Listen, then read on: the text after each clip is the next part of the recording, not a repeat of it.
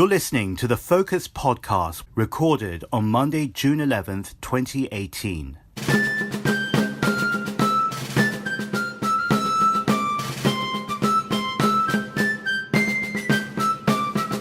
I'm James Chau with a brand new series of podcasts that unpacks and makes sense of the world's most fascinating bilateral relationship. Each week I'll be bringing you news and analysis on China and the United States and how their interaction is impacting the wider geopolitical dynamics. We'll be adding the voices of the world leaders driving policies and the unique body of thought leadership that China-US Focus represents. If you don't already, subscribe for our latest commentary pieces and go to our website, Facebook and Twitter. Let's start off with the news.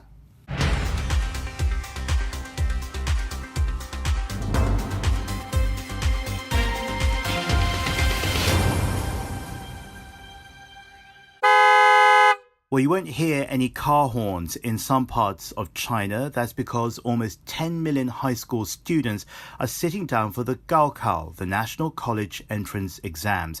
It's not just car horns that are being banned. Chinese authorities are enforcing a quiet testing environment by shutting down some building sites and factories, also closing down roads and even policing testing areas.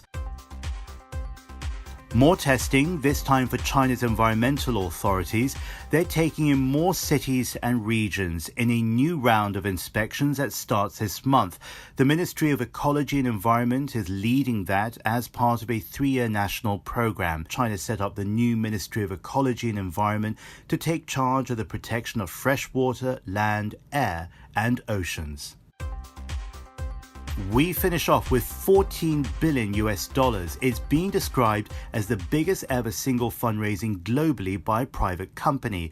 Well, that company is Ant Financial. It's a spin-off from the Alibaba Group based in Hangzhou and led, of course, by Jack Ma. It's hugely reshaped the way we interact with technology in China, but increasingly elsewhere as well, and Ant Financial is taking that to another level as China's biggest online payment platform. Let's head now to our analysis.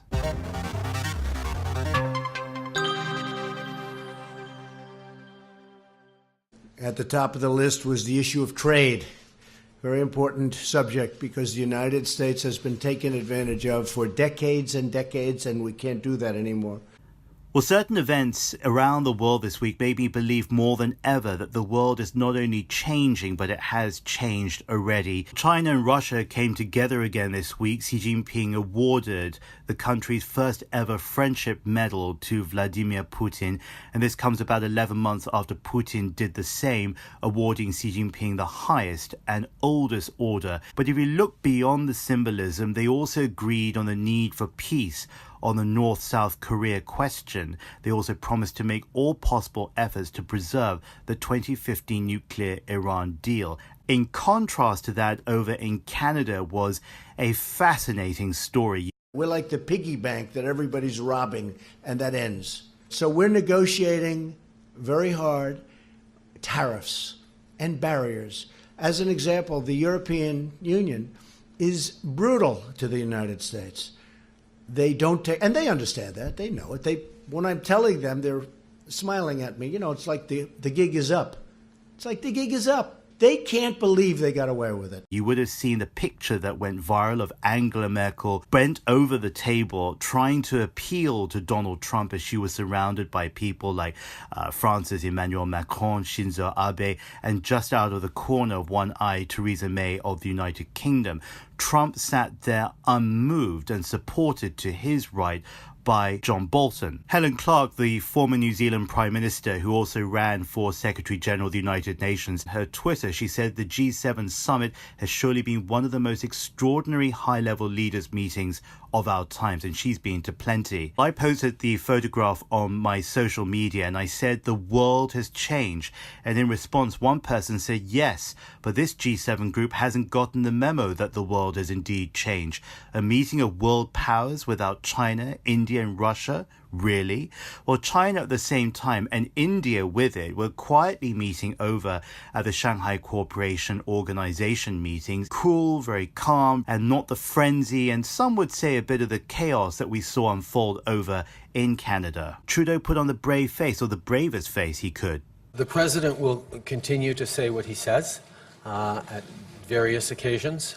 What we did this weekend was come together, roll up our sleeves, and figure out consensus language that we could all agree to. The trade war that seemed to be limited to China has now expanded not only to the US's other partners, but particularly to its closest allies, the UK and its special relationship or what it's seen as its special relationship stemming from the Second World War isn't enough. And Justin Trudeau found that out the hard way. The host of this G7 even harked back, saying that Canadian and US soldiers shared the same side back to the First World War ever since. But what I think he's doing is relying on something in the past to prop him up for the present. It would be with regret, but it would be with absolute certainty and firmness that we move forward with retaliatory measures on July 1st, because Canadians were polite, we're reasonable, but we also will not be pushed around. Donald Tusk, president of the European Council, had very tough words for Donald Trump. What worries me most is the fact that the rules-based international order is being challenged. Quite surprisingly, not by the usual suspects, but by its main architect and guarantor, the US. Well, I wonder whether in a few years from now we'll look back at this week and recognize how important it was in shaping the world order. It reminds me of those few days back in January 2017 when Chinese President Xi Jinping took to the stage at the World Economic Forum in Davos, delivering his vision for globalization. Then the next day going to the United Nations in Geneva and reiterating that same message. And then the day after that, I believe it was, Donald Trump being sworn in at the White House. A real changing of the guard.